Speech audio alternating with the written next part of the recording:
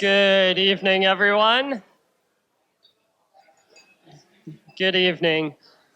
We are going to get started with our program here. We've got a video to kick us off, and then we'll start into the main program. So I know there's still a few meals coming out here, but we want to get going here so we can make sure that we're timely getting you home too.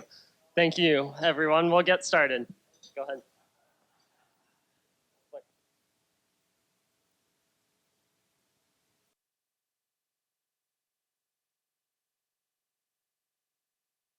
Congratulations to the Quad Cities Engineering and Science Council and its members on your 60th anniversary. I want to commend you for your decades-long commitment to building awareness and excitement about STEM education and careers. In many ways, you've helped inspire a movement that today has gained tremendous momentum across our state. In our competitive global economy, we know how important it is to give our young people the skills that they need to succeed. As governor, preparing Iowa students for successful future careers, it's one of my highest priorities. I'm really proud of the investment that we've made in STEM education in Iowa and of the invaluable public-private partnerships that we've built with organizations like yours. Together with your members, sponsors, and partners, students in your region are gaining hands-on learning experiences that really connect their classrooms to the real-world workplace, opening their eyes and minds to the unlimited career possibilities waiting for them right here in our state. Whether it's through student outreach events, LEGO, League, Engineering Kids Camp, or the more than $300,000 in scholarships that you've awarded to high school seniors since 1994. You're recruiting and developing Iowa's STEM workforce of the future. Thank you for playing such an important role in promoting and supporting STEM education and careers for the last 60 years. And again, congratulations on your milestone anniversary.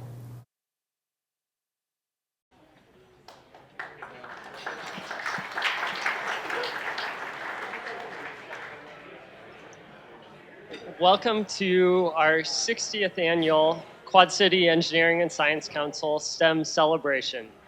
My name is Austin Logan, and I serve as the president of QCESC. We're excited to have you all with us in person this year, and also excited to be celebrating our 60th anniversary. Leading up to this event, we asked for many memories to be submitted, and it's really amazing what we received.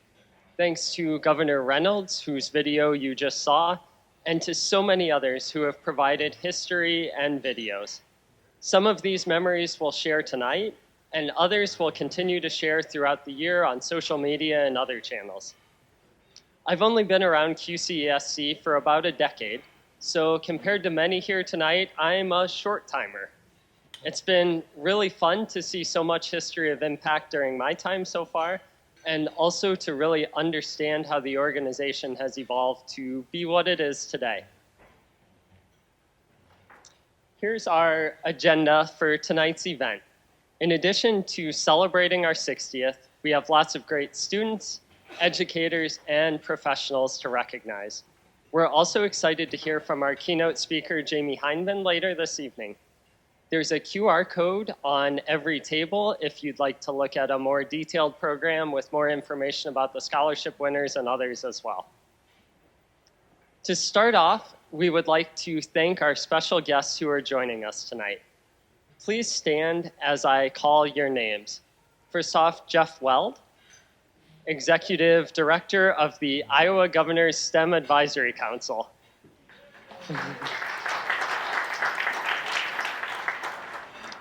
Senator Cornoyer was supposed to be with us, but she's busy trying to get a bill passed, so she's still in Des Moines today. John Maxwell, Scott County Board Vice Chair, as well as North Scott Board member and Southeast Iowa STEM Advisory Council member, so you stay quite busy, don't you? Matt Steyer, I believe, was not able to join us tonight. Yep, so Matt Steyer is Southeast Iowa Regional STEM Manager. Rebecca Whitaker. Rebecca is Director of K-12 Outreach at the University of Iowa College of Engineering.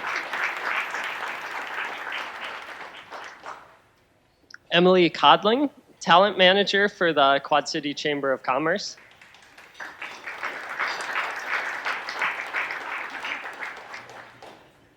Dr. Rashid Bashir, Dean of the College of Engineering at University of Illinois. Was he able to make it tonight? Wasn't sure with weather. It seems like not, okay.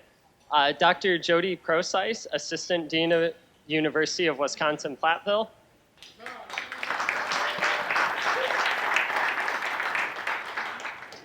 Bob Gallagher, the Mayor of Bettendorf.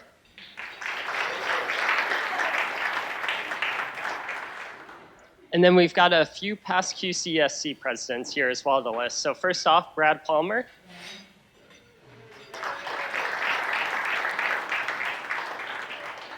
S.K. Nanda.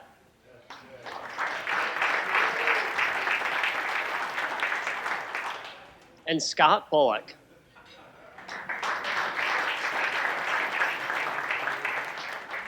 You guys have a powerful table over there. Did I miss any other QCESC past presidents who aren't on our board anymore? Okay, great. QCESC partners for many STEM activities and events in the area.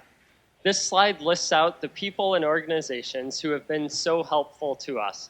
Some provide donations, some provide volunteers, and others offer their facilities and their perspectives. All are key to achieving our mission. I could only make the font so small, so there are many more that I could list here. But thanks to all who have helped us further STEM in the Quad Cities. Here's a sample of the many events we've had over the last year. So this is looking at since last STEM celebration. This was not a normal year, as you all know by now, but we were still able to impact a lot of young minds. We've had great conversations about how to pivot events rather than canceling them, and some of the solutions really required a STEM degree to pull off. We went from never having live streamed to having over 7,000 people view our live streamed events this year, which was quite a change as I was rolling up the numbers for this. A few highlights include the comments section on Battle of the Bridges judging, as bridges were literally exploding on the stream while being tested, and a grandma from Indiana saying how excited she was to watch her grandson's robotics competition, even though she couldn't attend. We've learned a lot, and we look forward to carrying many of these changes into the future years as well. Next, I'll hand off to our fundraising chair, Josh.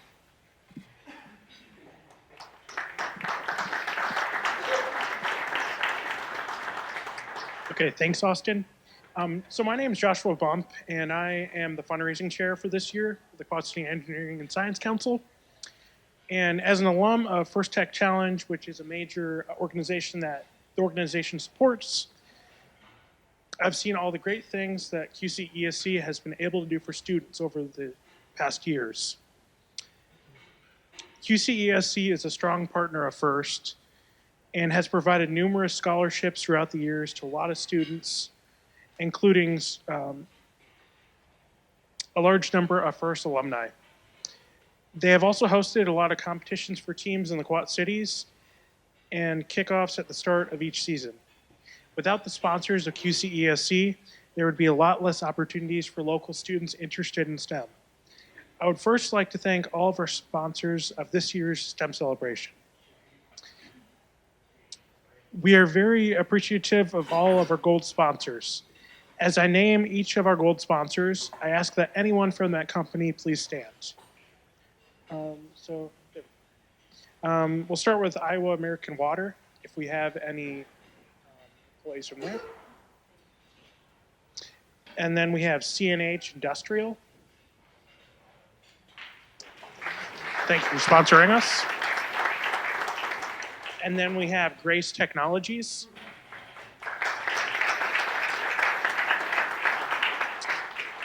And then H&I.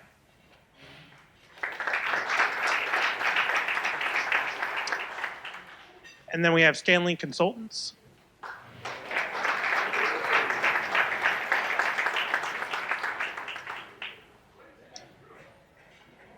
Okay. And then in addition, we're very grateful for all of our silver sponsors.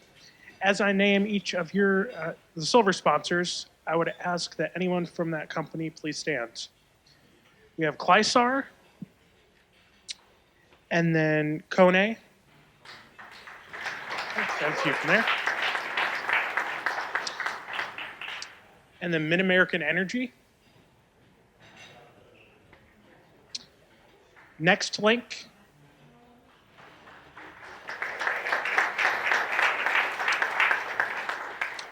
Shive Hattery.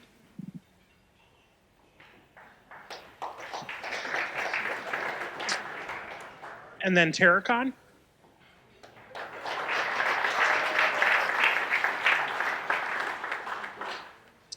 And then last but not least, we're greatly appreciative of our bronze sponsors.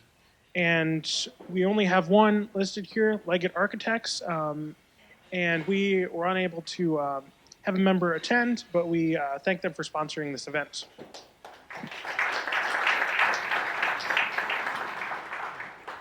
Once again, we would like to thank all of our generous sponsors for this helping with this year's STEM celebration. Thanks to them, we were able to offer QCESC scholarships and we're able to fund our events such as this throughout the year. Happy 60th anniversary, Quad City Engineering and Science Council. I'm Jeff Weld, and I direct Iowa's statewide STEM program, the Governor's STEM Advisory Council, from here at UNI in Cedar Falls. We were launched a little over a decade ago in the summer of 2011 and had no structure and no strategy, really. But we did have an executive order and we had a roadmap. But what we had especially going for us was a regional analog to what we hoped we'd accomplish, the QCESC. And we had generous folks like Pat Barnes and Chris Cornoyer, Dan D'Alessandro, and other Quad City Engineering and Science Council champions in our midst for the assist. We wanted to replicate what we saw in the Quad Cities, a passionately engaged community of professionals supporting the K-12 pipeline. We wanted an array of programs supporting youth and their families. We wanted to create a platform for celebrating teachers and professionals. We wanted to launch scholarships and contests. We wanted to connect schools and industry. Now, if that all sounds familiar, it's because we borrowed heavily from the QCESC playbook, and we have done all of that. Now, Iowa STEM is considered the vanguard STEM program across these United States. And it's a tribute to you, the visionaries behind the QCESC. So again, congrats, and here's to another 60 years.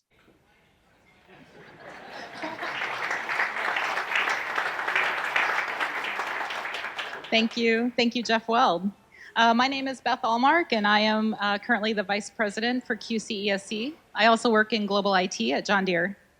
As you know by now, the Quad City Engineering and Science Council started 60 years ago to do exactly this. Get our engineering and science professionals together and celebrate the achievements among them. They wanted to have a banquet and give out awards and start sharing information among the professional organizations in the area. So once they got the banquet completed, they started meeting monthly, and this organization grew. 29 years ago, QCESC recognized the need to give a helping hand to students entering into STEM fields. I think you will be impressed with the goals and achievements of these students we are awarding tonight. In 2008, the QCESC started to work with local high schools to sponsor the QC Tech Challenge, an event held over 3 days in the spring where local students compete with the bridge building contest, the trebuchet egg throw, and the cardboard boat regatta.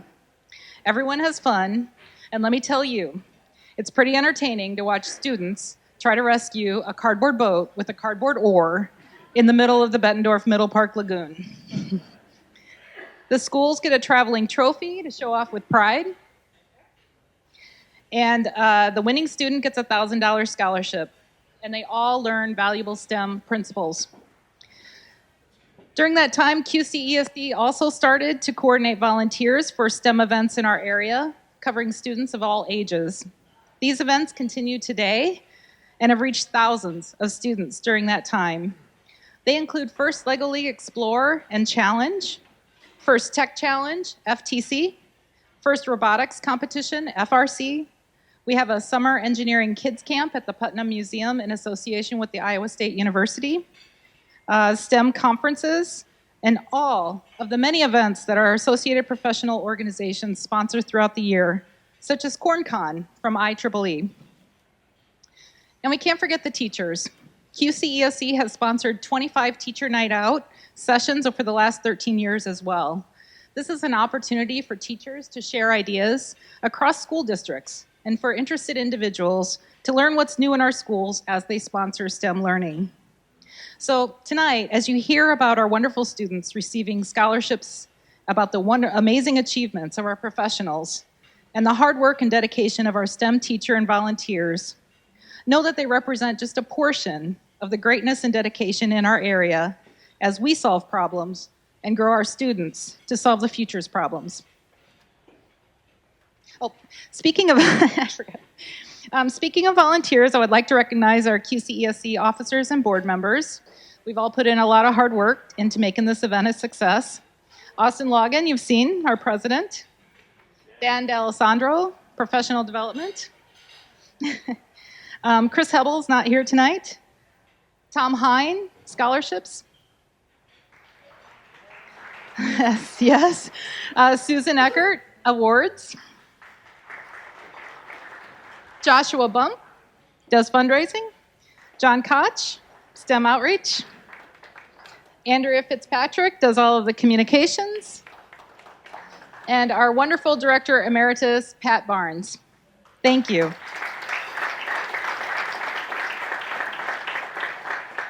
If you have been a board member for the QCESC at any point in the last 60 years, please stand up.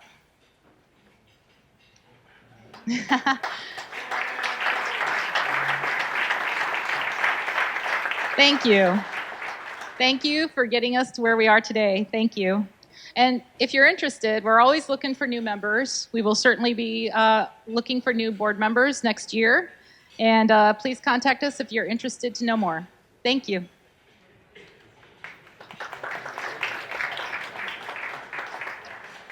Next, we'll hear from a past scholarship recipient.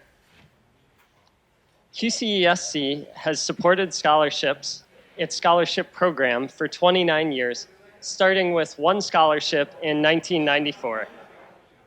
Periodically, we get a chance to follow up on past scholarship recipients and see how they've progressed towards their goals. We also get some advice for our current scholarship winners. It's my pleasure now to introduce one of our past scholarship recipients, Danielle Loweth, or you may know her as Danielle Kimler from the past. She was a recipient from 2010. Danielle is an awesome engineer with a great sense of humor, and we're very thankful to have her with us virtually tonight. Hi, everyone. My name is Danielle Loweth. I was a recipient of the QCESC scholarship back in 2010, and I am so grateful for the opportunity to speak with you all tonight.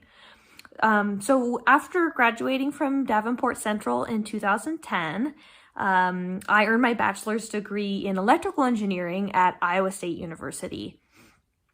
I have since spent about 8 years as a product engineer at Texas Instruments, and actually recently took on a new position as a senior product engineer at Qorvo Semiconductor that is here in Dallas, Texas.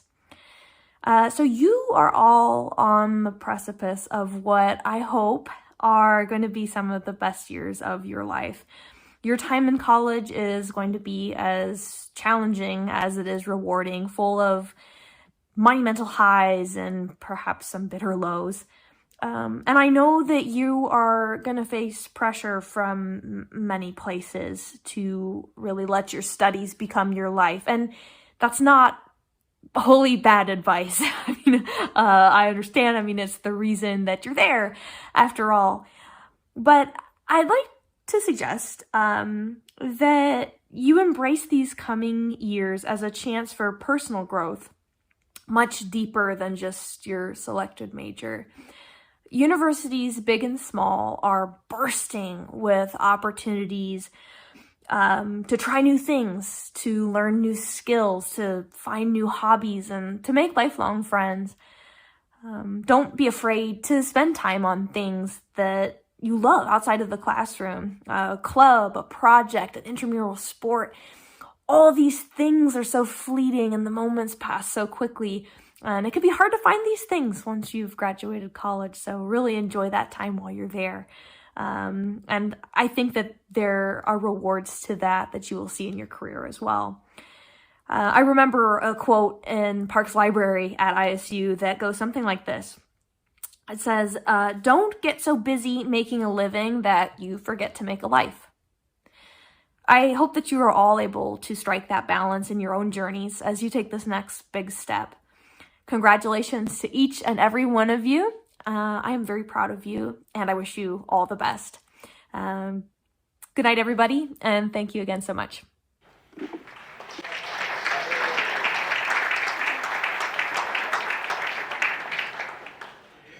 Well, thank you, Danielle. That was awesome.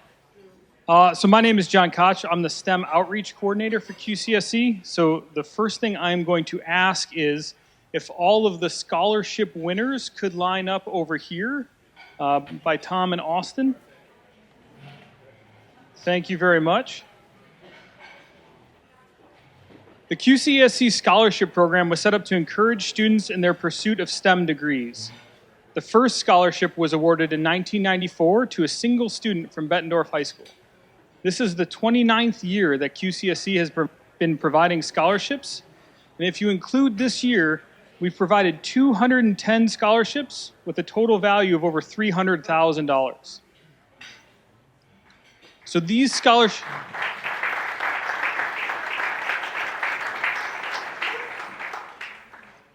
So these scholarships you see here are all made possible by the generosity of our 5 university sponsors. And then we have 7 additional scholarships that are provided by our professional society partners and Constellation, formerly Exelon. Our QCESC event sponsors provide another 4 scholarships. So thank you to everyone for your support.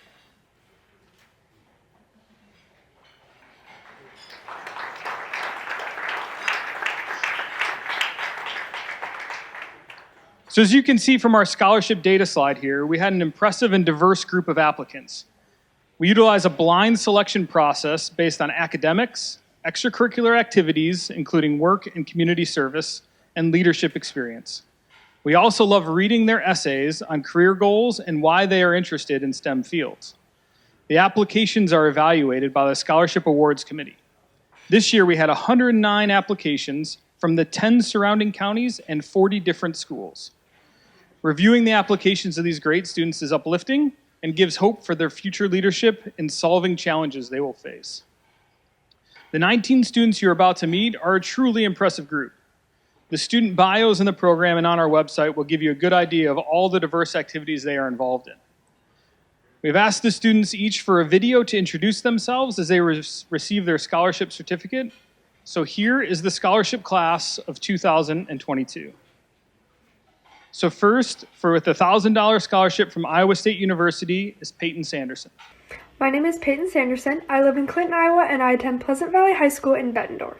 This fall, I will be attending Iowa State University to major in aerospace engineering and minor in astronomy or computer science. I would like to thank the Quad City Engineering and Science Council and Iowa State University for funding my scholarship.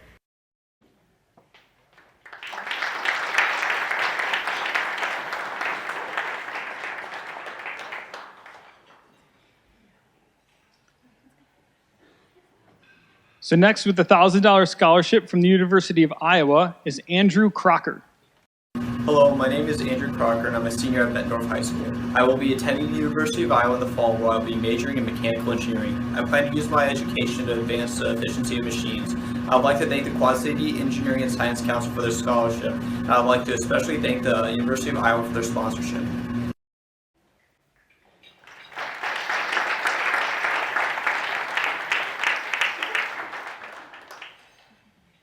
We have another $1,000 scholarship from the University of Iowa for Kyle Balk.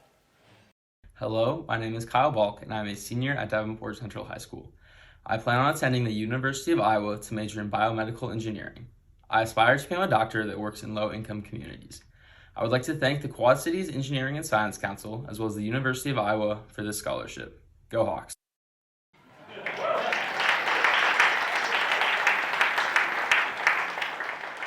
Next, we have a $1,000 scholarship from St. Ambrose University for Andrew Jones. Hi, my name is Andrew Jones, and I am from Amboy, Illinois, and I go to Amboy High School. I would like to thank the Quad City Engineering and Science Council for this scholarship, as well as St. Ambrose University for sponsoring this scholarship, and I am very excited to attend there this fall and study biology with a pre-med focus. Thank you.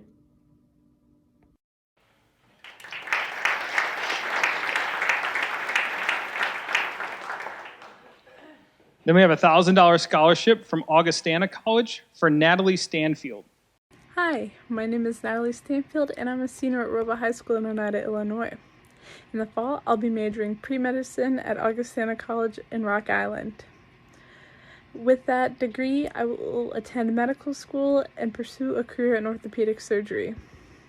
With all those years of education, I will not only improve the quality of life for my patients through technology, but encourage many young women to pursue STEM-related careers despite gender and societal norms. I'd like to thank the Quad Cities Engineering and Science Council for providing me the opportunity to be here tonight, and I'd like to thank Augustana College for continuing to fund my education.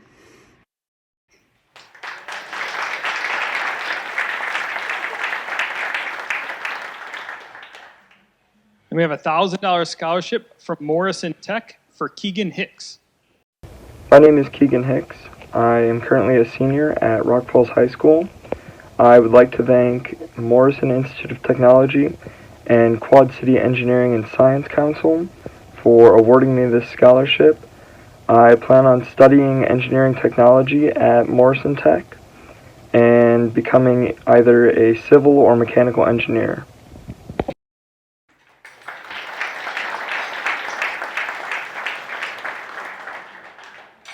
Next, we have a $2,500 scholarship from the University of Wisconsin-Platteville for Brady Wolf.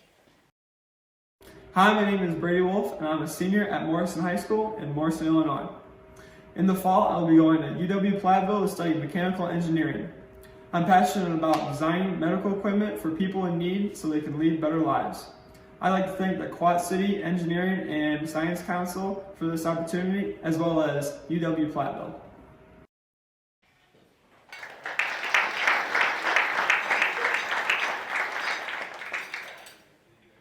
Next, we have a $2,500 scholarship from the American Society of Civil Engineers for Cable Wager.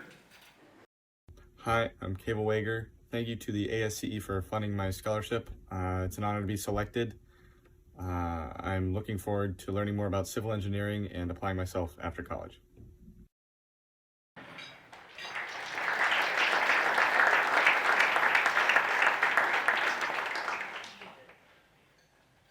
We have another $2,500 scholarship from the American Society of Civil Engineers for Tyson Spicer. Hi, my name is Tyson Spicer. I'm a senior at Central DeWitt High School, and this fall I plan on attending Iowa State University to major in civil engineering. I plan to use this degree to both increase rural and urban connectivity, as well as improve public works for all. I'd like to thank the Quad City Engineering and Science Council for this opportunity, and I'd especially like to thank the American Society of Civil Engineers for this scholarship. It is an honor to receive it. Thank you.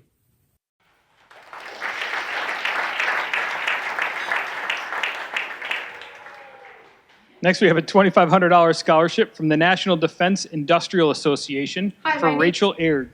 Hi, my name is Rachel Aird, and I'm a senior at West Liberty High School. My future plans include going to Iowa State and majoring in engineering. I would like to thank the National Defense Industrial Association for funding my scholarship.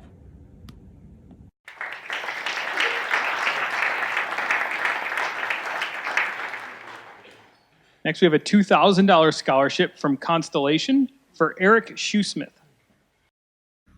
Hello, my name is Eric Shoesmith, and I live in Hampton, Illinois. I'd like to thank Constellation, formerly part of Exelon, and the Quad City Engineering and Science Council for this generous donation to my future. I plan to receive a Master's in Mechanical Engineering and help others through technology and automation. This grant brings me one step closer to achieving that goal. Again, thank you.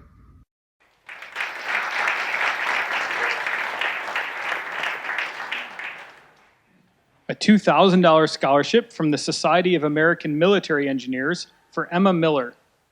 My name is Emma Miller and I'm a senior at Central DeWitt High School.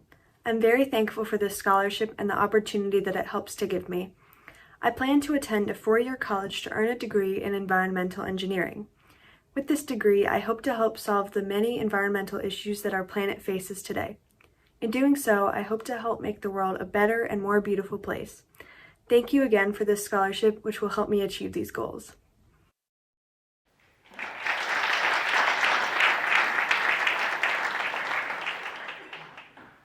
We have a $1,500 scholarship from Leadership Iowa for Emma Porter. Hi, my name is Emma Porter. I am from Bettendorf, Iowa, and I'm a senior at Bettendorf High School. I plan on attending Iowa State University to become a chemical engineer that works on improving the environment. I want to say thank you to Leadership Iowa for awarding me this scholarship that will help to support my education in becoming a chemical engineer. Thank you.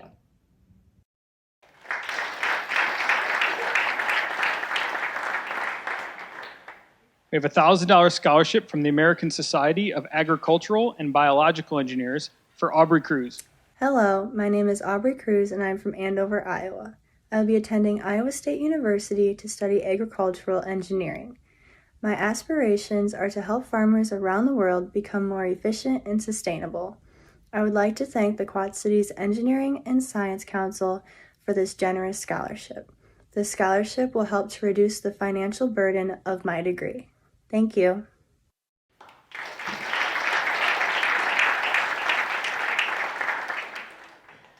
We have a $1,000 scholarship from the Institute of Electrical and Electronics Engineers for James Evening. Steele. I am James Steele, a senior at Moline High School.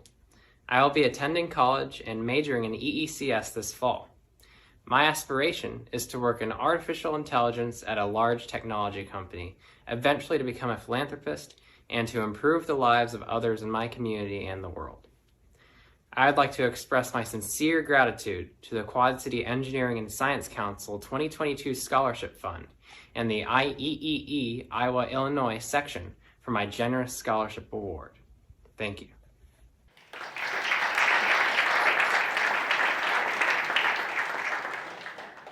A $1,000 scholarship from the Quad City Engineering and Science Council for Isabel Smith. Hi, I'm Isabel Smith and I'm from Sterling, Illinois. I'm a senior at Sterling High School and I plan on attending Kirkwood Community College at Iowa City this fall. I'm going to major in biology to become a marine biologist to help learn more about the unknowns of our oceans. I want to thank Quad City Engineering and Science for awarding me this scholarship to help further my education and all of the teachers I've had in my past to help me become who I am now. Thank you.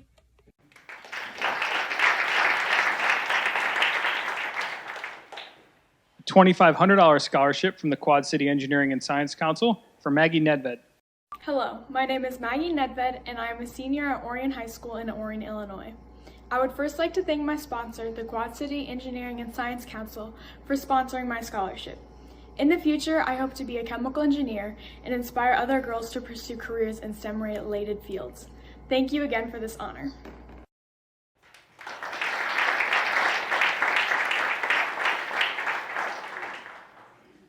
And a $2,500 scholarship from the Quad City Engineering and Science Council for Sarah Eckert. My name is Sarah Eckert, and I will be attending Concordia University, Wisconsin this fall for a doctorate in pharmacy. Thank you to the Quad City Engineering and Science Council for your generous scholarship, as it will greatly assist me as I achieve this goal. My hope is to develop drugs and vaccines that can either treat or cure various diseases. Thank you again for your scholarship.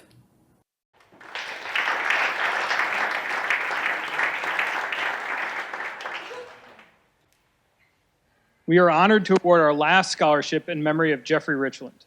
Jeffrey was a long-term member of QCESC, holding several positions on the council, including president, and was a director at the time of his passing in 2018.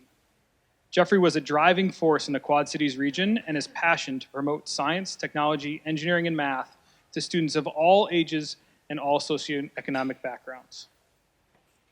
The recipient of this special $2,500 scholarship is Silas Hoffman from Muscatine High School. Hello, my name is Silas Hoffman. I'm a senior at Muscatine High School, and I will attend Iowa State to pursue engineering.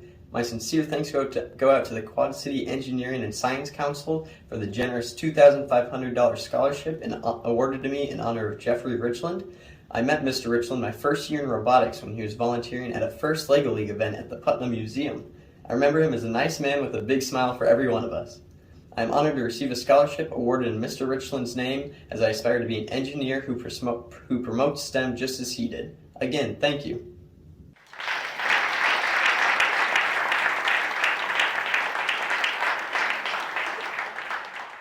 So how about one last big round of applause for all of these great students?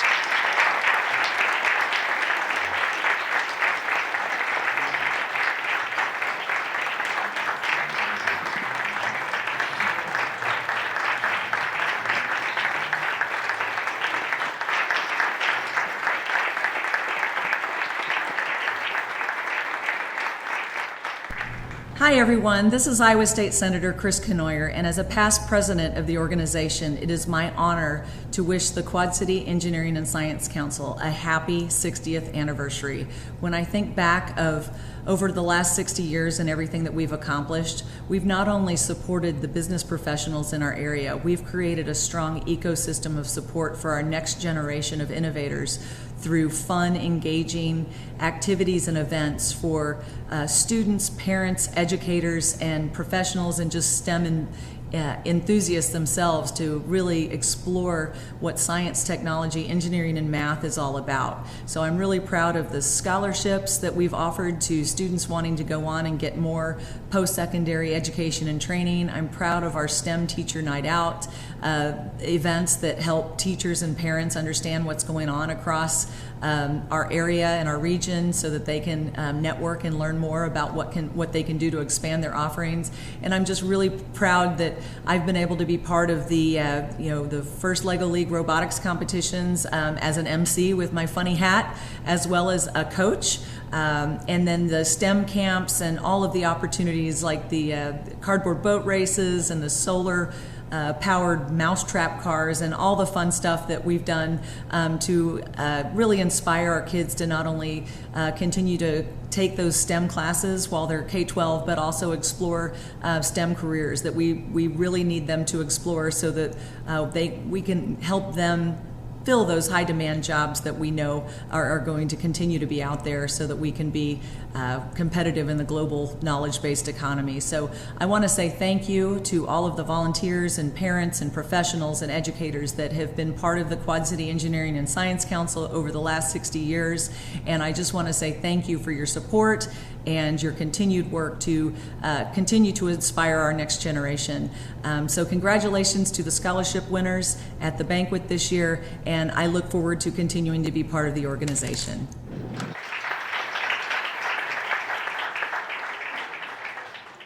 Congratulations to all of our scholarship winners. My name is Susan Eckert, and I'm the QCESC Awards Chair. It is my pleasure to introduce our 2022 Professional Award winners. The purpose of the QCESC Awards is to pay tribute and recognize engineering and science professionals whose exceptional achievements and outstanding contributions have made a lasting impact on technology, society, and their profession. This includes helping to promote and raise the awareness of STEM education and careers in our local communities and schools. We opened nominations for these awards in December and received a number of highly qualified candidates. We then assembled a distinguished group of individuals from various industries and STEM professions to review and select the winners of these prestigious awards. At the end of each bio, we will applaud as the winner comes forward to receive their plaque and have their picture taken. Our first award recognizes an outstanding engineer who is still early in their career. The recipient of the 2022 Junior Engineer of the Year Award is Walter DeDonker. Walter DeDonker is a civil engineer for IMEG Corp. In Rock Island. He is the lead designer for street reconstruction projects, municipal bridge repairs and replacements, and utility projects. He has conducted routine safety inspections for over 100 vehicular bridges. Walter is an active member of the Society of American Military Engineers Rock Island Post, currently serving on the board of directors as their communications chairperson. His nominator, Roger Perks, stated that Walter specializes in providing local municipal clients the services needed to realize successful, accurate, and safe construction projects. He currently serves as the chair of the IMEG Quad Cities Community Involvement Committee and mentors junior engineers and technicians. Walter holds a Bachelor of Science in Civil Engineering from Iowa State University. As Walter steps forward, let's congratulate him for receiving the Junior Engineer of the Year award.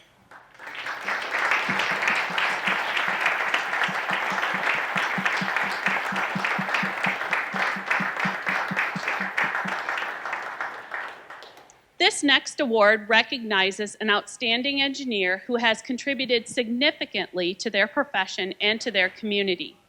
The recipient of the 2022 Senior Engineer of the Year Award is Sarah Somsky. Sarah Somsky is the Geotechnical Department Manager at Terracon's Bettendorf office. She oversees geotechnical project managers and the exploration team. She also serves as an engineering consultant for the Materials Testing Department. Sarah is the past president and current treasurer of the American Society of Civil Engineers Quad Cities section. She is also the current first vice president of the Society of American Military Engineers Rock Island District, and she is a member of the National Association of Women in Construction Quad Cities Chapter 50. As an active volunteer for Math Counts, Block Kids, bridge building competitions, First Robotics, Girl Scout STEAM nights, and badge events, Sarah firmly believes that engineering helps people look at a world of possibilities, and the possibilities are endless. She earned a Bachelor of Science and Master of Science in Civil Engineering from Iowa State University. Let's offer our congratulations to Sarah for receiving the Senior Engineer of the Year award.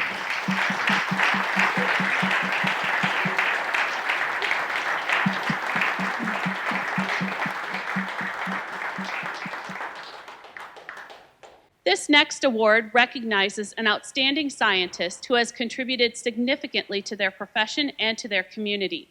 The recipient of the 2022 Senior Scientist of the Year Award is Dr. Anshu Singh. Dr. Anshu Singh is the Chief of Environmental Services and co-founder of Riverside Global in Hampton, Illinois. She also serves as an adjunct instructor for the biology department at St. Ambrose University. Dr. Singh is the current chair of the Southeast Iowa chapter of the Soil and Water Conservation Society. She is also a member of the Society of American Military Engineers and American Agri-Women. Dr. Singh organized the Quad Cities' first annual Water Technologies and Products Demonstration Day at the QCCA Wetland Center in East Moline. She volunteered as the Corn Belt Ports Director of Sustainability and Conservation, which helped secure $1.24 billion in investment in the region's waterways through the bipartisan infrastructure bill. 25% of the total investment will specifically go for innovative and technology-based ecosystem restoration and protection projects on the Illinois waterway and the upper Mississippi River. Dr. Singh earned a Bachelor of Science in Agriculture and a Master of Science in Horticulture from India. She went on to earn her doctorate in environmental science from Western Illinois University. Let's give our warm congratulations to Dr. Singh for receiving the Senior Scientist of the Year award.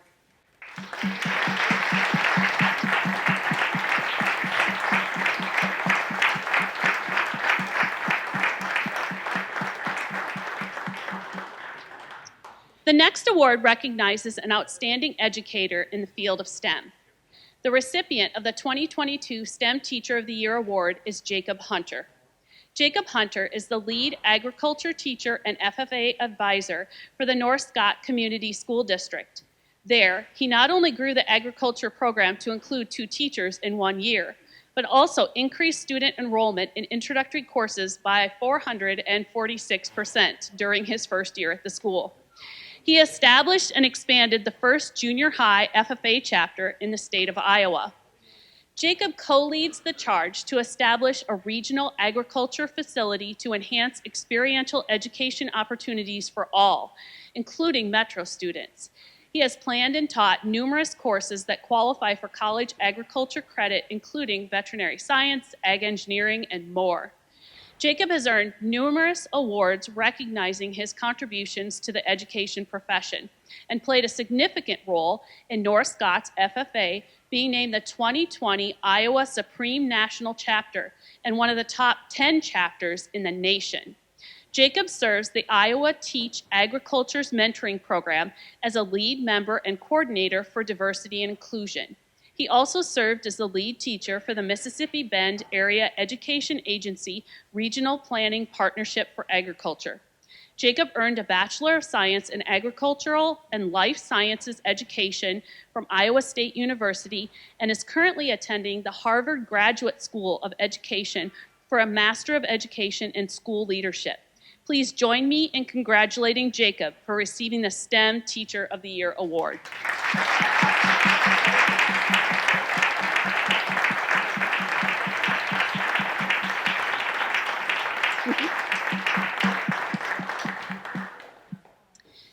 Each year, hundreds of volunteers help at the many events supported by the QCESC.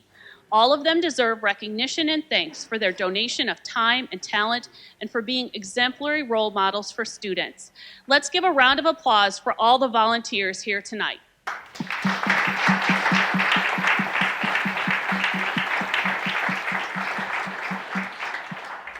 Of the many great volunteer candidates, the 2022 STEM Volunteer of the Year Award goes to Kurt Hammer. Kurt is a grain harvesting electrical systems supervisor at the John Deere Global Crop Harvesting Product Development Center in East Moline. He has been involved in FIRST Robotics since 2012. Kurt has served extensively as a mentor for FIRST teams. He started with FRC in Des Moines until he transferred to the Quad Cities. He then mentored FRC QC Elite for 4 years and now shares his time by also mentoring an all-female Quad Cities FIRST Tech Challenge team, meeting weekly and logging more than 300+ hours annually. He inspires students to make their robotics experience a continuous pursuit of learning rather than just preparation for competition.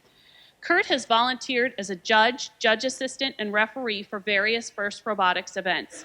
Kurt earned a Bachelor of Science in Electrical Engineering from Iowa State University. Let's all congratulate Kurt for being chosen as our STEM Volunteer of the Year.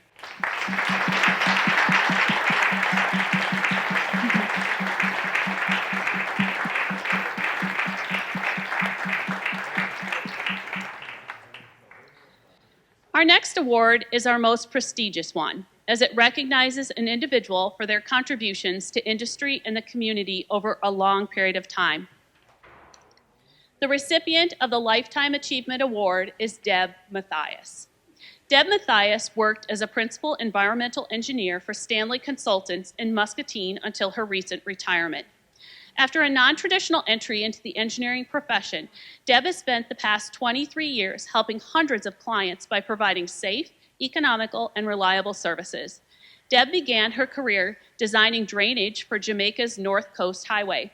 Her high-profile projects include the Davenport West Side Diversion Tunnel, multiple New Orleans flood protection projects, numerous Everglades restoration projects, the Abu Dhabi International Airport, and master planning the reconstruction of Iraq. She has been a member of 8 different professional organizations, most notably the American Society of Civil Engineers, Quad Cities section, and the Iowa Engineering Society Muscatine chapter, serving both organizations in all leadership capacities. Deb has been a member of the Quad Cities Bicycle Club since 1980 and on the board of directors since 2002. For the past 4 decades, she hosted educational and safety programs, trail advocacy, bike to work promotions, and racked up more than 100,000 miles on a bike, some of those miles coming from overseas trips. Her longest ride to date is 289 miles in one 24-hour period. Yes. Deb is the author and co-author of numerous presentations given at state and regional conferences. She earned a Bachelor of Science in Civil Engineering from the University of Iowa. At this time, I'd like to invite our Lifetime Achievement Award winner, Deb Mathias, forward to share a few words.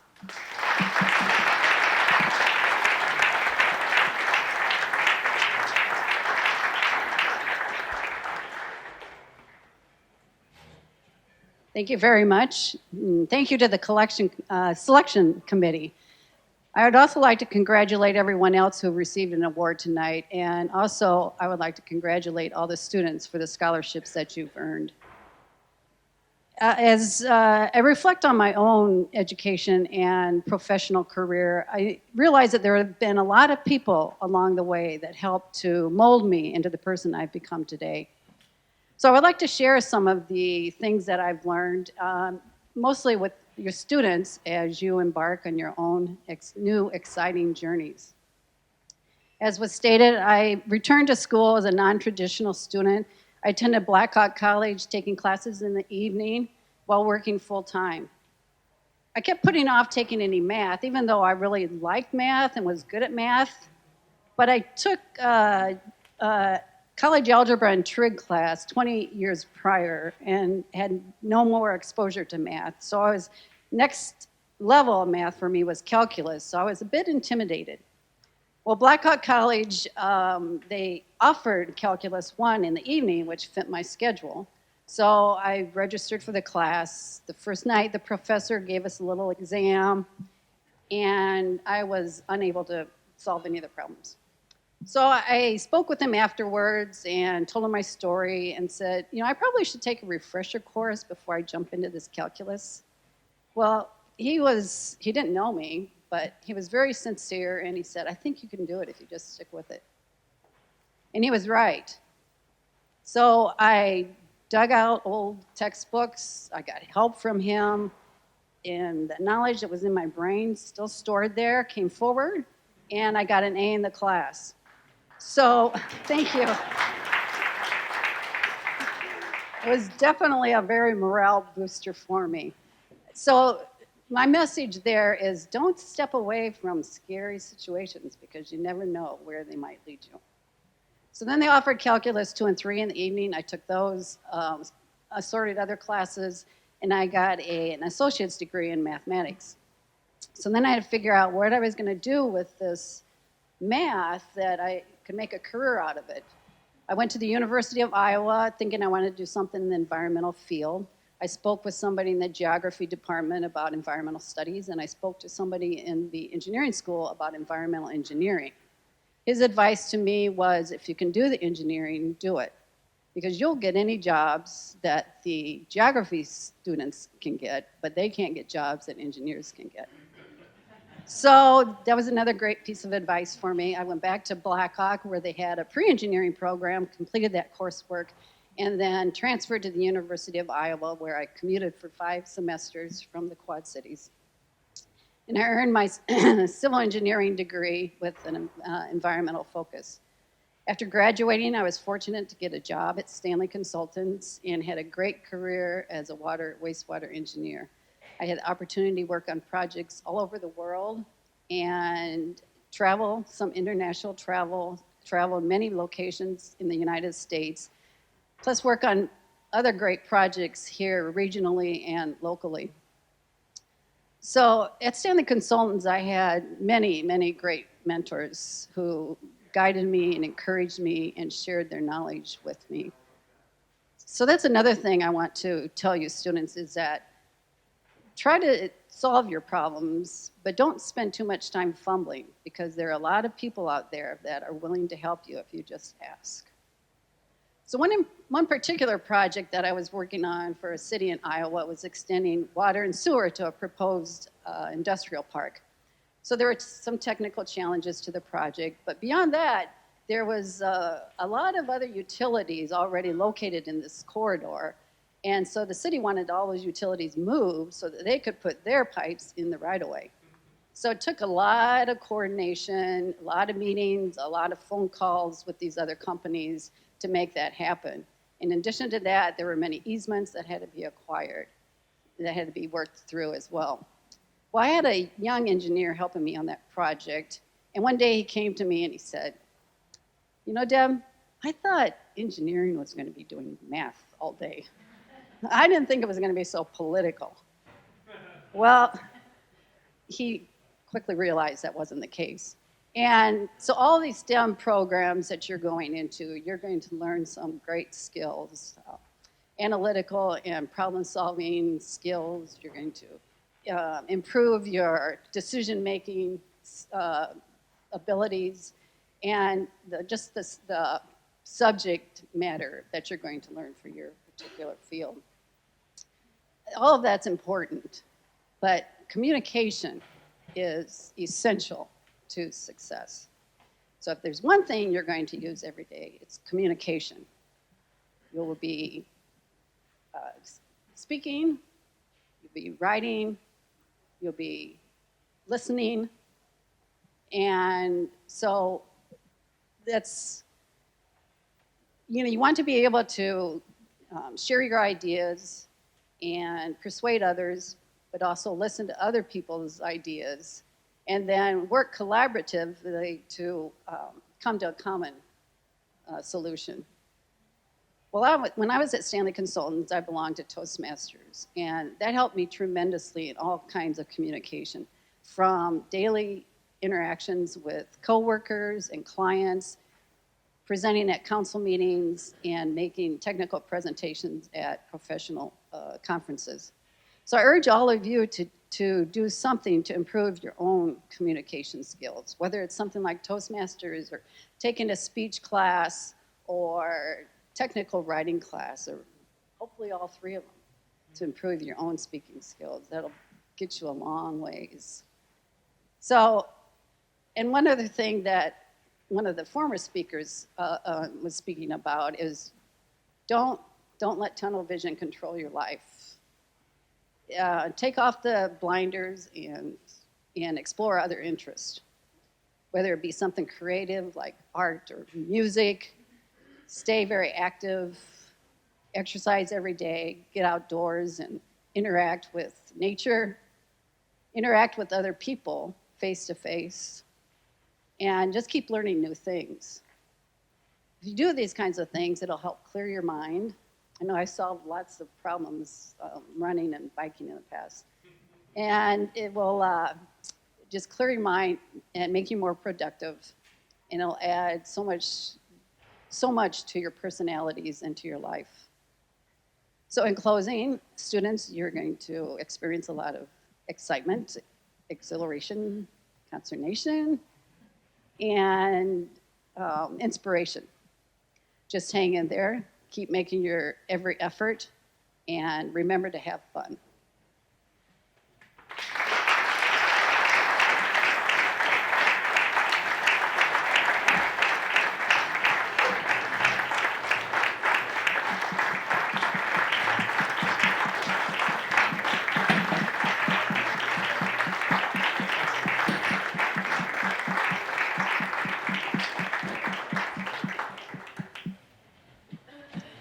Thank you, Deb, for all your contributions over the years and for winning the prestigious Lifetime Achievement Award.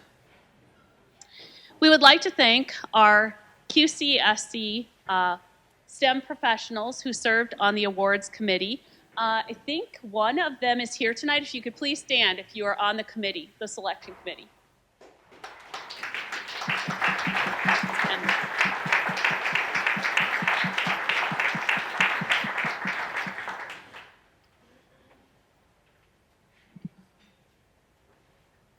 Good evening, everyone. My name is Dan D'Alessandro.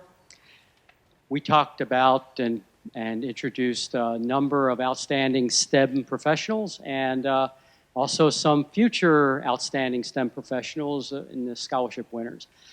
Now I'd like to talk about the Society of the Year.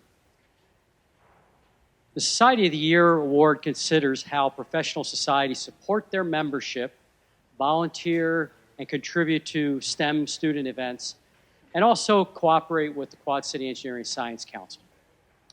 I'm pleased to present the 2022 Society of the Year Award to Society of American Military Engineers, Rock Island Post. Founded in 1920, the Society of American Military Engineers builds leaders and leads collaboration amongst government and industry to develop multidisciplinary solutions to the national security infrastructure challenges. The Rock Island Post is one of more than 100 posts and field chapters around the world. The SAME Rock Island Post is very active, hosting 8 regular post meetings this past year. Monthly post meetings provide a means for STEM professionals to routinely learn about new aspects of the industry, share unique projects for members to develop and converse. In other words, they do everything that professional society should be doing. The Rock Island Post, in partnership with ASCE Quad City Section, hosted a virtual engineering training conference in 2021 and provided over 170 engineering professionals more than 1,000 total professional development hours, and a space for local professionals to connect, converse, and share knowledge. It also organized and hosted the annual August Scholarship Golf Outing. Through this and other fundraising ventures, the Post raised and distributed over $15,000 in scholarships to local students pursuing a STEM career. Additionally, the Post once again partnered with the Davenport Public Works to host a Boy Scout merit badge over soil and water and conservation. The Post has been helpful supporting QCSC. It has had several volunteers at both the Battle of the Bridges and the Cardboard Boat Regatta. In addition, the Post has been very active in advertising and promoting Quad City Engineering and Science Council. Accepting this award tonight is the president of SAME, Roger Perk. So Roger, would you please come up? Congratulations.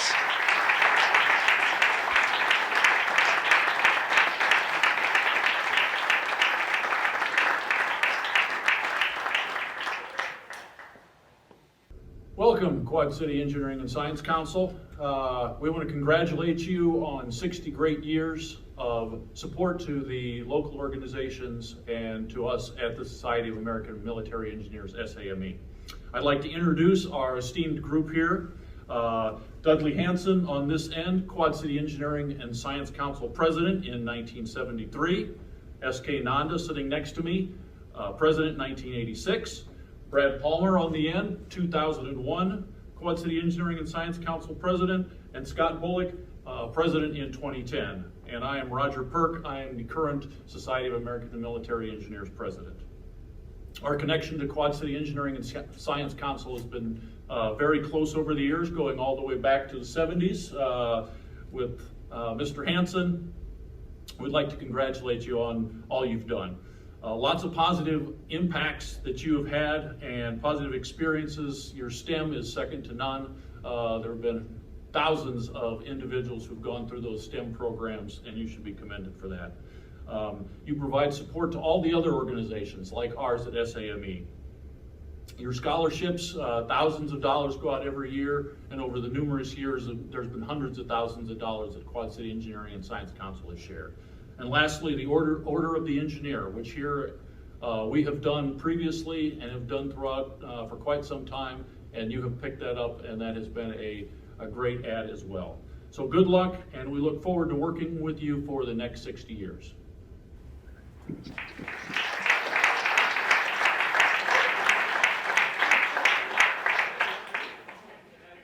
Thanks for that great video. Now I would like to present our last QCESC award. For the 2022 President's Award of Merit, it is my honor to recognize someone who had a major impact on STEM in the Quad Cities. Since it's our 60th anniversary, I tried to look at contributions over the past decade rather than just considering the most recent ones. I'm excited to recognize Carl Loweth for his great contributions to STEM in the area. Carl served as QCESC STEM coordinator for 5 years, overseeing numerous events, including the QC Tech Challenge and STEM Teachers Night Out.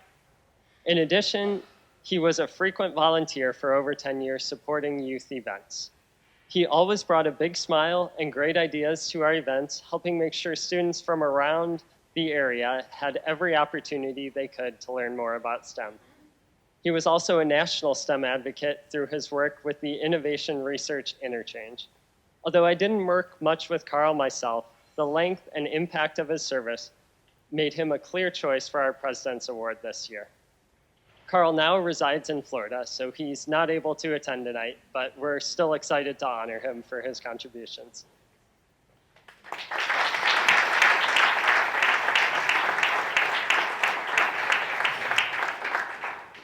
I'll now hand off to Andrea Fitzpatrick for our Order of the Engineer and Pledge. Hello, everyone. My name is Andrea Fitzpatrick, and I'm the Communications Chair and an employee at John Deere working in the IT department. And I'm here to talk about our professional ethics chapters, just a brief summary. Many of you are familiar with the Hippocratic Oath and the guidance it provides to medical professionals. Inspired by this, starting in 1970 at Cleveland State University, engineering students took a similar oath. In 2011, computing professionals started a similar tradition. The Order of the Engineer was initiated in the United States to foster a spirit of pride and responsibility for the engineering profession, to bridge the gap between training and experience, and to present to the public a visible symbol identifying the engineer. Notably, there are no annual dues or meetings, and the initiates receive a symbol and certificate to remind them of their oath. For the pledge, the symbol is a lapel pin with the word honor encoded in ASCII binary. For Order of the Engineer, the symbol is a ring that is worn on the fifth finger of the working hand. Our pledge note was chartered in 2020 with 6 initiated professionals since. Our Order of the Engineer link was formed in 2011 and has initiated 33 professionals since then, including another 2, so that's actually 35. Sorry, I did not update that number. I am pleased to announce and honor our most recent Order of the Engineer inductees, John Koch and Joshua Bump. Please take it.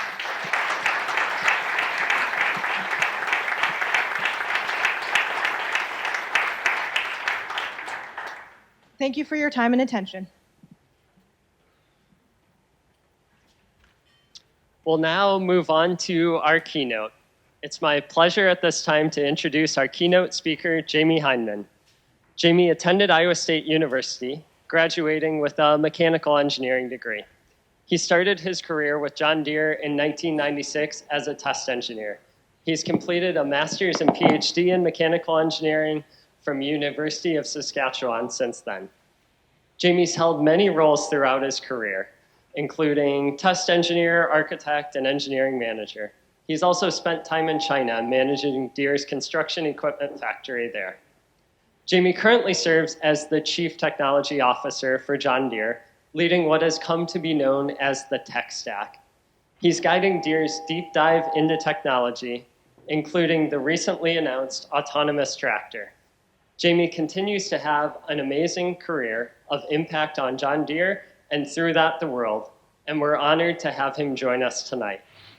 We invited him not just due to his leadership role, but also his passion for STEM and inspiring the next generation of innovators, which matches well with our mission. This includes serving on the First Executive Advisory Board and previously mentoring first teams.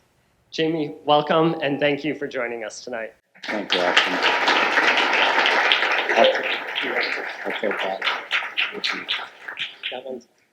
Can you guys hear me? It's always good when the technology works for the technology guy. Well, good evening. It is great to be here with you all tonight. And for those engineers out there, happy Engineers Week. Engineers are a humble bunch, but we need a week, every year to celebrate what we do. I'm nervous tonight for 2 reasons. One, this is a really auspicious occasion, the 60th anniversary, and an auspicious group of people. The second is my wife's in attendance, and that doesn't often happen for me when I give these talks. So she's going to be, fact checking me in real time, and any of you that have gone through life with a partner know that you can live through the same experience and remember it 2 very different ways. So we'll try to we'll compare notes afterwards and see how that went. I wanted to start tonight on a note of optimism because we've been through 2 years of a global pandemic. We're hopefully on the backside of it. And yet the specter of war in Europe is upon us as recently as today. And so I thought, rather than deal with the realities of all of that, given that this is the 60th anniversary of this group, we should take a look back at the last 60 years and just see maybe how far we've come and then talk a little bit about the optimism that we have for the next 60 years. So if you'll indulge me, I'm going to start with a bit of a timeline. 1962. Who was alive in 1962? All right, a handful of you. So somebody's going to, you can fact check this, I guess. John Glenn orbited the Earth, first American to orbit the Earth in 1962. If you fast forward to 2022, humans have been in orbit continuously around the Earth for 21 years. Continuously. Does that surprise anybody?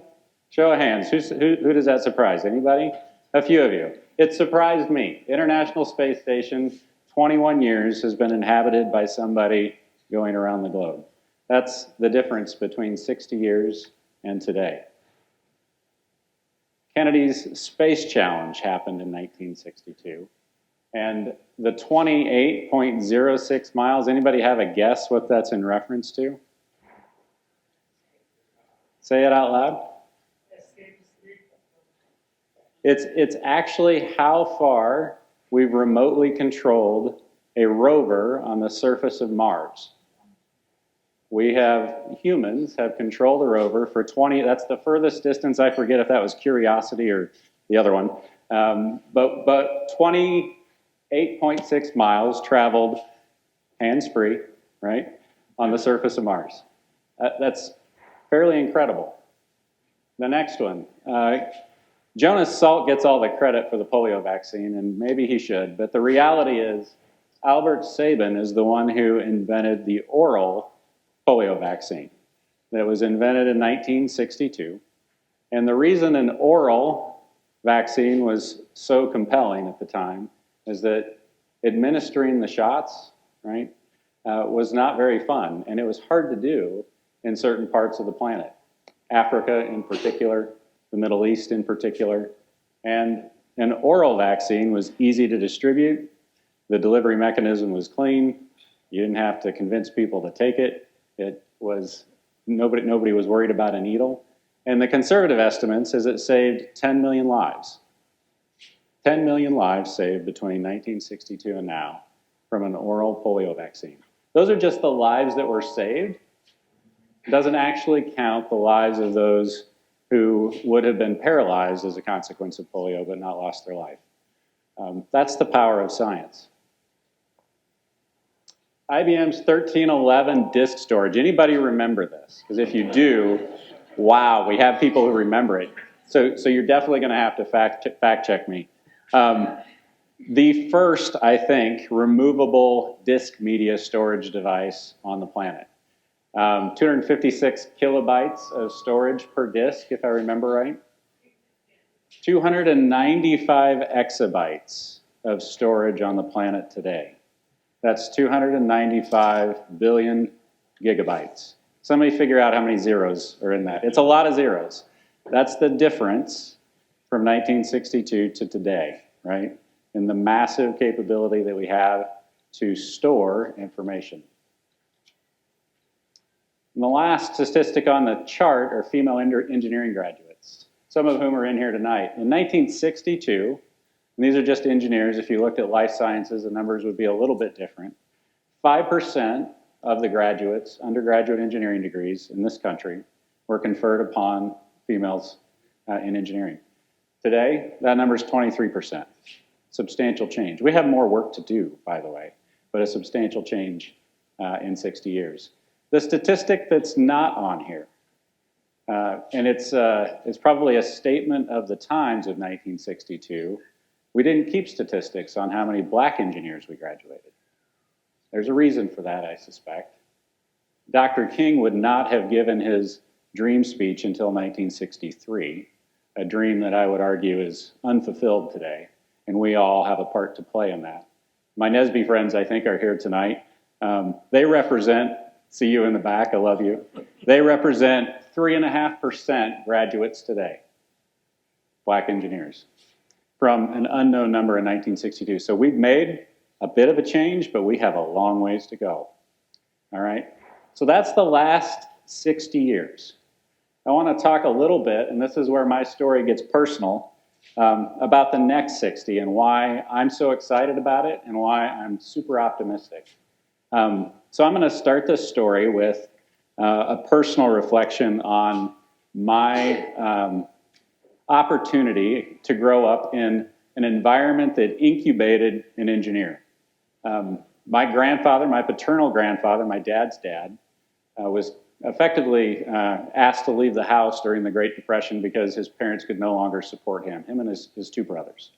And so he ended his formal education in 8th grade because he had to go work for a living in order to make money to put food on a table. He had the good fortune of marrying my grandmother.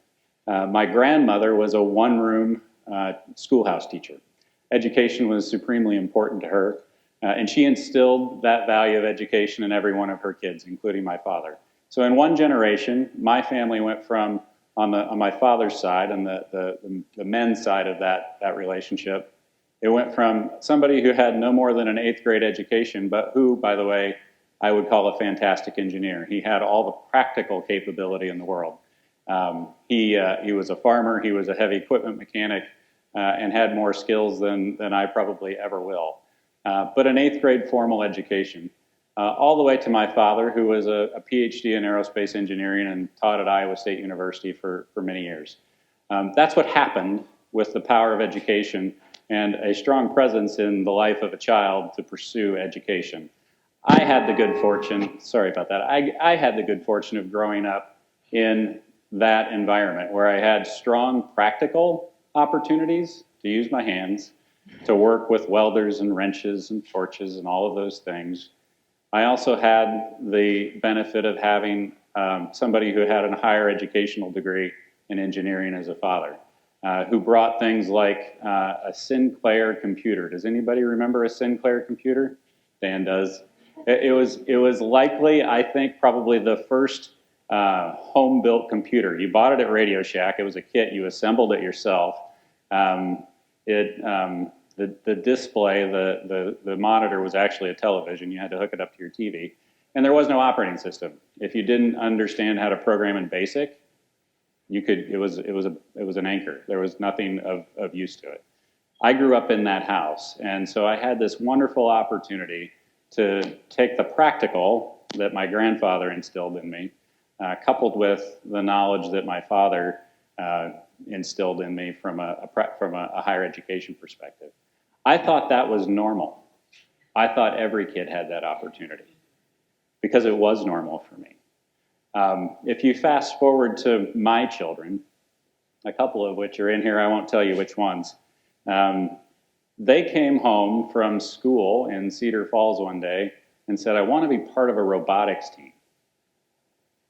I didn't even know a robotics team existed. What a fabulous idea. Somebody's got a robotics team. Let's go do that.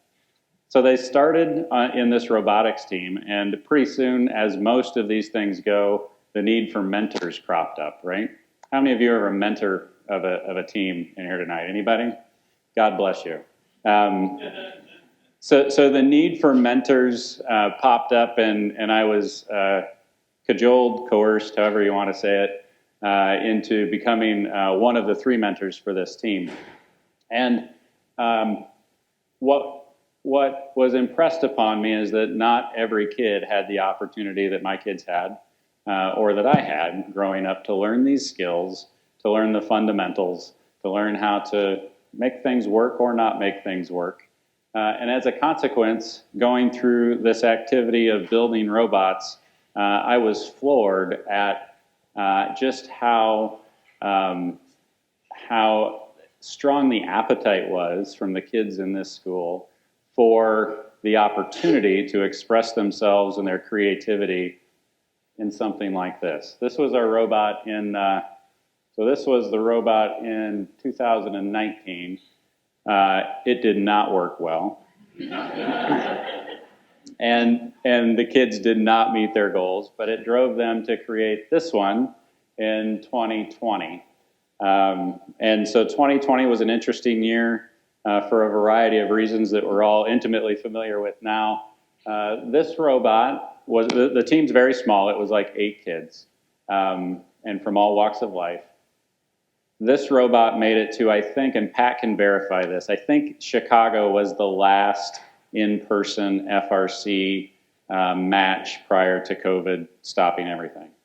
And so this team not only learned how to, the technical skills and the programming skills and the hardware skills to put something like this together, but they actually won this competition. So they had their ticket punch to the world's championship, right?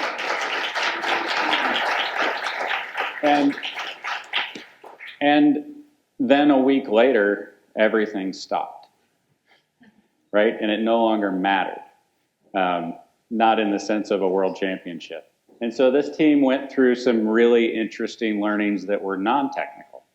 They learned the disappointment that comes when things don't pan out the way that you wanted them to. They learned that they're going to have to respond to that and move on from that and become better as a consequence of that. And so for all of the technical skills that are taught, there are these life skills that surface when you do something like this.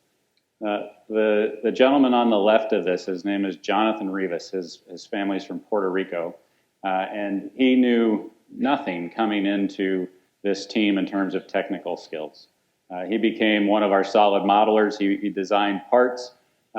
His learning, though, that was not technical related was we had a really small team, and when you compete, somebody has to go up in front of this large crowd of spectators and choose the other team that you're going to compete with, right, when you get to certain levels of the competition. We didn't have anybody who was raising their hand to go volunteer to stand in front of, a couple thousand adults and talk about who they were going to pick and why they were going to pick them. We just conscripted Jonathan into service and said, that's what you're going to go do. And he kind of looks at, I think he looked at me, he looked at my wife, Carrie, he's like, are you sure it's me? I'm like, yeah, we're sure it's you. Went and did it, and he knocked it out of the park. He learned something about himself that day that he gained from this experience that he wouldn't have gained in any other way. And I think that's tremendous and fabulous, and it speaks to the opportunity that we have in the next 60 years. All right, so there's 3 pictures left in this slide deck. And the backstory of these pictures, my wife's going to laugh because the backstory of these pictures is I have a daughter who's 16 years old. Her iPhone and my iPad are connected. For reasons that we don't understand, the pictures that she takes show up on my iPad. The pictures that I take on my iPad show up on her iPhone. And the truth is, we know what's wrong. We could fix it if we want to, but I think somewhere in our psyche, we both kind of like the idea that we share each other's pictures. So I get to see all the pictures she takes, and generally they're selfies or pictures of her dog or her horse or whatever. And she gets to see the boring pictures that I take of, tractors. And so in preparing for this conversation tonight, I was flipping through the pictures on my iPad, and of course her pictures are there too, and I come across these 3 pictures, okay? So this is the first one. She's a sophomore at PV here, and she's in an engineering class. And if her engineering instructor's in here, God bless you, I love you, she's learning a lot. Her life is going to be very connectic. She's not a great speller, in case you didn't know.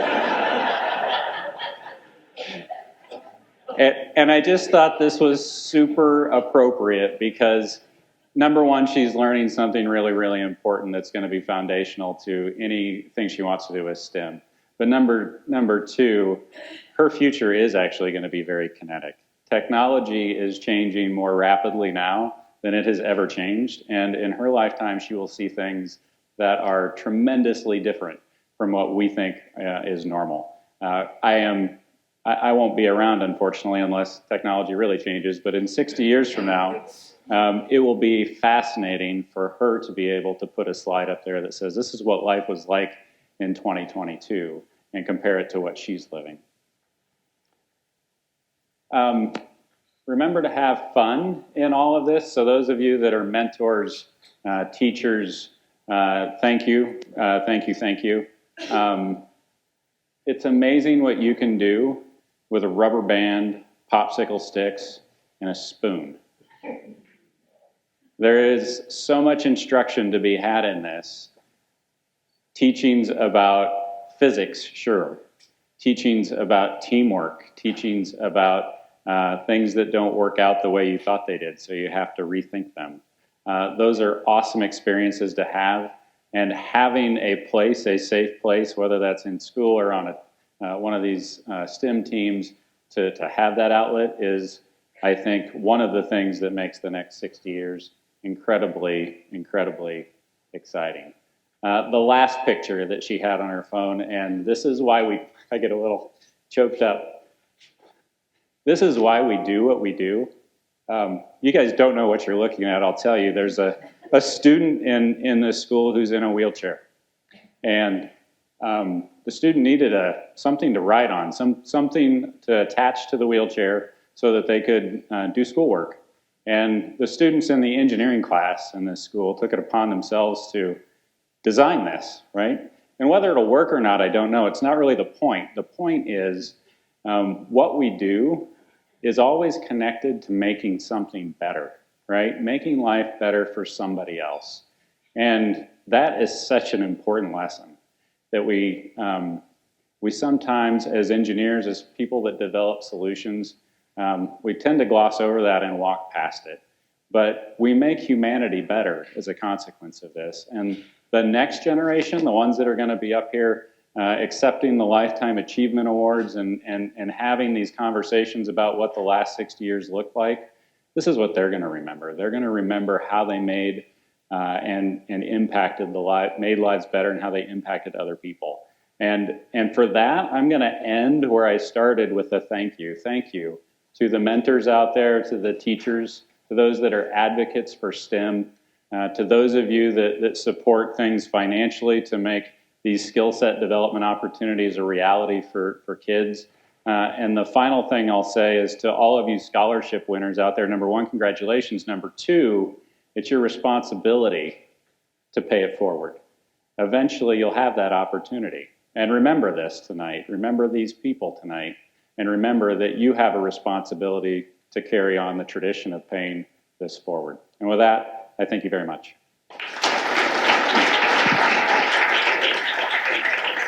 Hey, I think that's time.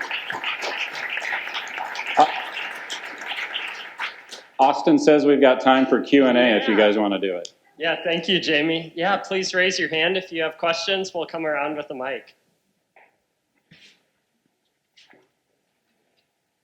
Bashful group tonight.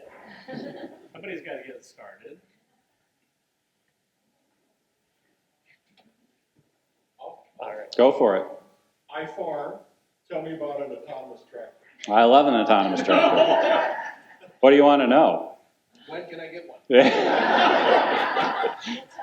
How are you going to keep it off the roadways? Yes, so the way the autonomous tractor works, great question. The way the autonomous tractor works is you drive it to the field, so it's manned on the road. And then once you get it to the field and it crosses a geofence, whatever the boundary is that you've set up for it, you commission it to go do the work that you want it to do. Tillage first, obviously. And it'll do that work within the geofence that it's set up to operate in. And then when it's done, it'll text you and say, I'm done, come pick me up. Similar to the auto steer, but it turns on. That's right. Yep. Thank you. You bet. Thank you for farming. What was your favorite or over here? On the right, yep. Hi. What was your favorite or most impactful project in your career?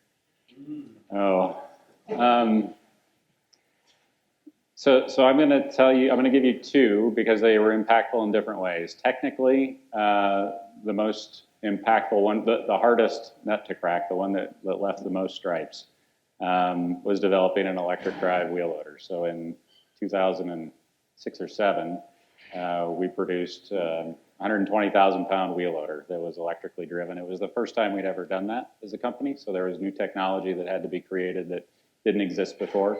And it was hard. Professionally, non-technically, Carrie and I spent 5 years in China, and we established an engineering team there in China to develop products for the Chinese market, and then I ran the factory there. For us as a family, that was probably the most rewarding opportunity for us. It was I tell people you can the boy out of Iowa, but you can't take Iowa out of the boy. Moving to Asia was a challenge, and it was an awesome experience in the end, but it was really scary to start with. What was your first project? My first project.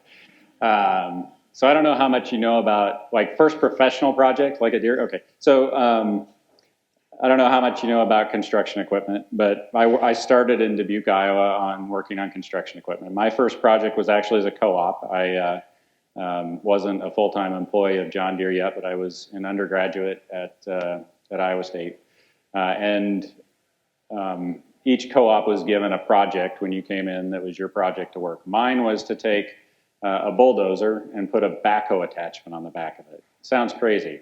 We sold like 60 of them a year. We sold them into Colorado to places that dug basements in the mountains where you couldn't get a rubber-tired machine. And so that was my first project. It ended in glorious fashion. It didn't work. And we never went to production with it. So.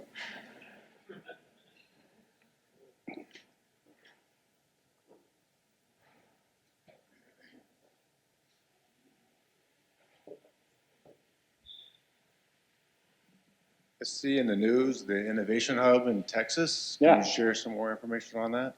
Yeah, sure. So we just announced today that we are opening an office in Austin, Texas. Couple reasons. One, there's a lot of talent in Austin, and we have a significant need for that talent. So Austin's a nice place for us to go to try to find some of that talent. The second reason is it's a great place from a weather perspective for us to do product testing. Sunny most of the time. You don't have to deal with the snow and the cold.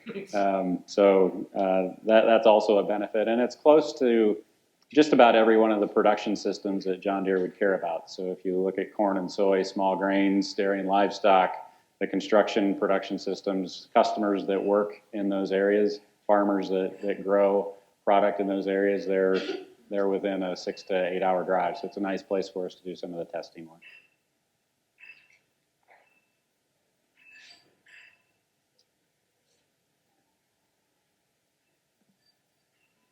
Any other questions? All right, well, thank you so much, Thank you, everybody. Jahmy.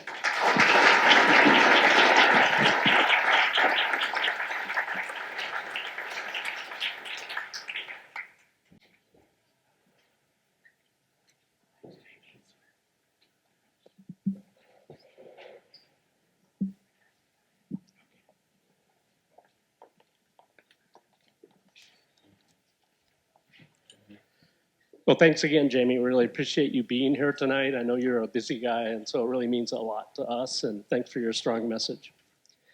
So, as mentioned, I'm Pat Barnes. I'm the Director Emeritus with the QCESC, and I'm the wrap-up person, the closer, so I'm going to make this real short. Hopefully you've had a great night. Before wrapping up, though, I wanted to take a couple minutes to make you aware of several upcoming STEM events which were referenced earlier. And then in addition, make you aware if you want to get involved, stay involved, either from a volunteer's perspective or other ways. So as mentioned earlier, we have the QC Tech Challenge. This will be the 13th year we've done it, and it has the 3 events for high school teams, as you heard about earlier, Battle of the Bridges, Trebuchet, and Cardboard Boat. Beth talked about this, but if you ever have an opportunity to attend the event, you would enjoy it. And we're also always looking for volunteers, and then we reward the teams with kind of points at each event, and then as Beth said, individual gets a $1,000 scholarship and then the traveling trophy. And so you see last year's teams, Pleasant Valley on the left, they got the team. It came down to the last event in the Cardboard Boat, very exciting. And then on the right with Bettendorf with the top student. And then upcoming, Battle of Bridges, a week from this weekend. And what's different about that event is it's all ages. So elementary, middle school, high school, college, family, and professionals. So all of you are eligible.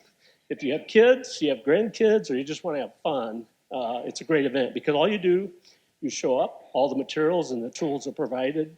There are structural engineers who will help coach you and guide you. And then we load test them, and it's kind of fun to see the bridges blow up. Although some of the kids, younger kids particularly, sometimes get upset and don't want them blown up. And we'll be live streaming that event, so if you can't make it, you'll be able to see it. And then the second event with the QC Tech Challenge is the Trebuchet Egg Throw Competition, and that's on Friday, April 22nd at Bettendorf High School outdoors. 3 to 8 students design and build trebuchets to launch raw eggs, 3 different distances with targets. And the other part is to get judged, and this was talked about several times earlier, but the importance of communication. It's more than just being able to handle the technical side. And so they have to describe and answer questions about what they did, what challenges they had, and that type of thing. So if you're interested, one, you could be a volunteer, no experience required, or attend the event. It's always interesting to see which directions the eggs go.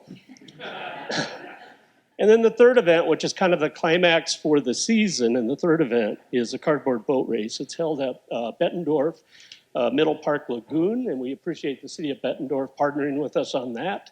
And so the students design and construct a boat completely out of cardboard, and then they race it around approximately 600 yards around the lagoon with the desire or the goal to have the lowest times. And if you've ever attended the event, it's fun, but then the other thing is there's unexpected things that happen. In some years, 50% of the boats sink. And sometimes you can tell when they say, uh-oh, before they even leave, and they just get in the boat. So it's an important lesson that has been talked about is failure teaches you things sometimes, and this is one that teaches them. And then we also have a separate division for high school teachers, or any teachers and STEM professionals. So if anybody wants to build a boat and compete, we have a separate division for that. You see last year's participants in that. And it's fun to see because I think regardless of how they do, it sends a powerful message. Hey, do I have some, Jake, you gonna do this? Yeah. It's right up your alley. Well, I don't know if you agree, but I think it sends an important message to the students when you're willing to do it, even if you don't do well, right? Sure. Yeah. True, yes. Although it can be hard, right? You see, you saw a boat back. If you went back one slide, you'd see, for example, some sink. So, but they have fun. And those are North Scott students too. I wasn't going to go there, but that's all right. And then the other thing is we're working on our engineering kids camp. This would be the 12th one with Iowa State University in the Putnam. And we're kind of working out the details. Last year we weren't able to do it with COVID, but we expect to do that. We'll announce the details in the coming weeks. So just, and then the other thing is, how can you connect to us or join us? And so, one, we appreciate you being here tonight. There's several options, as you can see. We have monthly meetings the third Wednesday at 6 p.m. Right now they're virtual. Eventually they'll probably be back in person. Everyone is welcome to attend and participate. And then we have newsletters you can subscribe to based on your area of focus. Like us on Facebook or LinkedIn, and then we do have, you can email us. And then finally, we do have a calendar of events, not just for our events, but any events we're aware of. So if you know some, you can send them to us and we'll post it. And then finally, to wrap up, on behalf of the QCESC Board of Directors, I'd like to thank you sincerely for attending tonight's event. Very special, 60 years. And so we so appreciate all the time constraints and challenges that you made time to be here tonight. You'll be receiving an email after the event with a link to a quick survey. We'd appreciate you providing your candid feedback. We're always looking on how we can improve. I would also like to, again, thank Jahmy for his really amazing keynote, our sponsors, a big congratulations to the 2022 scholarship and award winners. I would also like to thank some other people that helped make this possible. Video by Nick, right back here, is recording this event, and we appreciate providing that service. The staff here at the Bend Event Center, I think they've done a great job, so thank you very much. Old Town Bakery in Moline, who provided cookies. I haven't seen them. Are they around? Or I don't know. Oh, right here. Okay, well, all right. Hopefully you got a cookie. And then Quad City Laminating Trophy in Rock Island. They've been the long-term provider of awards. And if you're ever looking for somebody to provide awards, they do a phenomenal job. So thank you all to them. And finally, I'd like to thank the QCESC Board of Directors. They've really done a phenomenal job. I have the good fortune of being involved for almost 30 years. And they are just amazing and do a really great job. So To wrap up, thank you for being here. We hope to see you next year, and good night and be safe. Thank you.